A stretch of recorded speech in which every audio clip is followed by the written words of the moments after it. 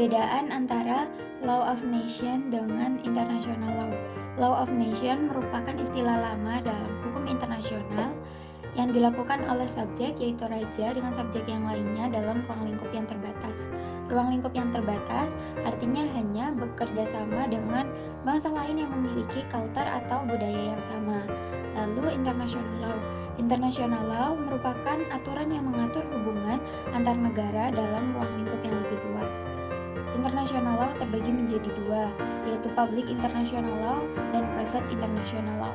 Perbuatan hukum dalam lingkup antar negara, jika subjeknya mewakili negara, maka perbuatan hukum tersebut termasuk ke dalam Public International Law. Lalu, jika subjeknya hanya antar individu lintas negara, maka perbuatan hukum tersebut termasuk ke dalam Private International Law. Untuk asas hukum internasional itu ada asas teritorial, asas kebangsaan, asas kepentingan, asas nebis in idem, asas pacta sunt servanda, asas jus cogens, asas inviolability, dan asas immunity. Untuk aspeknya ada aspek hukum perang, hukum pengungsi, hukum laut, hukum lingkungan, hukum perdagangan internasional, hukum HAM, dan hukum diplomatik.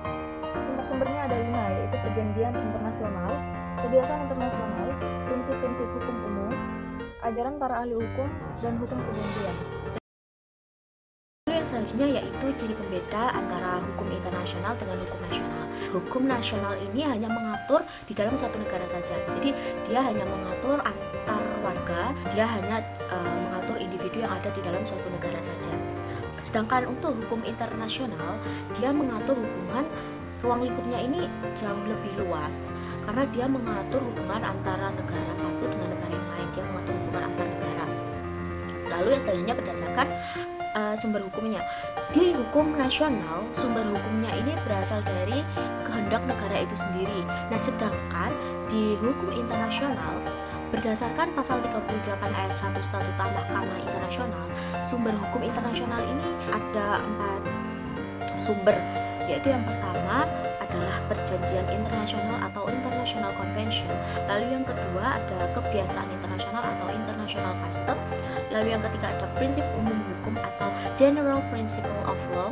Lalu yang selanjutnya ada keputusan pengadilan dan pendapat ahli hukum internasional yang terkemuka. Di dalam hukum nasional, subjek hukumnya ini adalah individu yang ada di dalam suatu negara. Sedangkan di hukum internasional, subjek hukumnya ini ada negara, organisasi internasional, lalu ICRC atau Palang Merah Internasional, ada tahta suci atau Holy See atau Vatikan, lalu ada individu, dan ada belligerent atau kaum pemberontak. Yang pertama ada negara.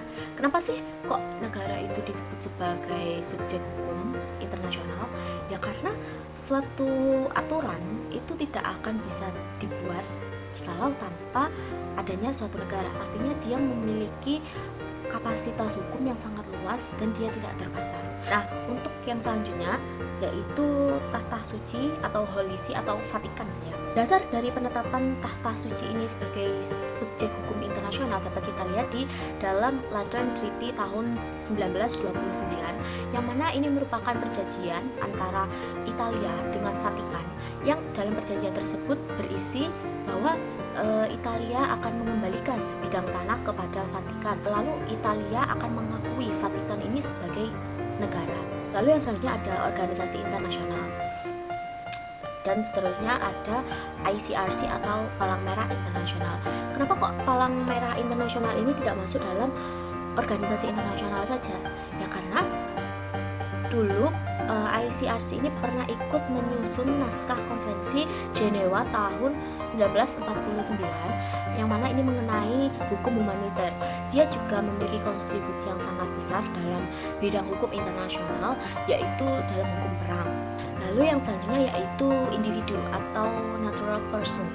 Di dalam European Convention for the Protection of Human Rights and Fundamental Freedoms tahun 1958 dijelaskan bahwa individu ini bisa mengajukan suatu perkara tanpa diwakili oleh negaranya ke peradilan internasional. Tetapi Tapi dengan catatan individu ini harus melakukan suatu usaha dulu kepada negaranya.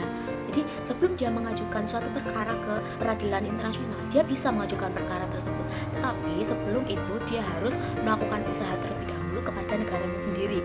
Lalu selanjutnya ada belligerent atau kaum pemberontak. Belligerent atau kaum pemberontak ini menjadi subjek hukum internasional dalam keadaan tertentu saja.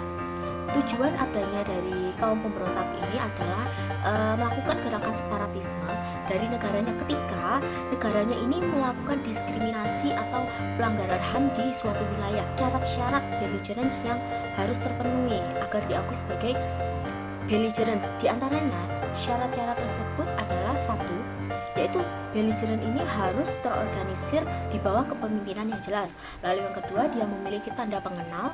Lalu kemudian dia menguasai suatu wilayah tertentu secara efektif. Lalu yang terakhir, dia mendapatkan dukungan dari rakyat yang didudukinya. Jadi ketika suatu kaum belligerent ini menduduki suatu wilayah, dia harus mendapatkan dukungan dari penduduk sekitar. Belligerence ini juga memiliki hak asasi, yang mana hak asasinya itu diantaranya satu, self determination atau memiliki hak untuk menentukan nasibnya sendiri. Lalu yang kedua, hak kebebasan memilih sistem ekonomi, politik, dan sosial. Lalu yang selanjutnya yaitu menguasai sumber kekayaan alam.